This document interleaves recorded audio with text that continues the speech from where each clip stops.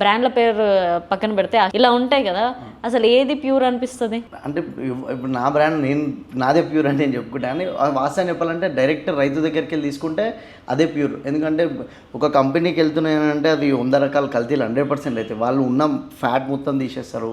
ఆ నార్మల్ పాలని ఏమేమో చేసి అవి పాల ప్యాకెట్స్ తయారు చేసి ఒక కూలింగ్ ఉండకపోయినా కూడా పాలన్నిటి ఇరగకుండా ఉంటాయి. సో 100% దానిలో కల్తీలు అయితే అని నా ఇంటెన్షన్ అది. ఎందుకంటే ఊర్లలో ఒక చిన్న ఎగ్జాంపుల్ చెప్తా. విలేజ్లో డైరీ ఫామ్లో పాలు విండేది ఒక 4 నుంచి 5 వరకు పాలు విండుతారు. సో ఆ 4 నుంచి 6 లోపల ఊర్లో బూత్ ఉంటుంది. అందరూ పాలంతా అక్కడ కలెక్ట్ చేస్తారు. సో ఈ బూత్ నుంచి కంపెనీకి వెళ్ళి నెక్స్ట్ డే వెళ్తాయి. ఇక్కడ నుంచి కెమికల్ నడుస్తున్నాయి. ఎందుకంటే నేను లైవ్లో చాలా చూసిన యాసిడ్లో పోసి పాలు వాళ్ళకుండా అట్లా పంపిస్తున్నారు చాలామంది. సో మెయిన్ నేను డైరీకి ఇంకా ఎక్కువ ఎందుకు తీసుకున్నాను అంటే చిన్నపిల్లలు తాగుతారు.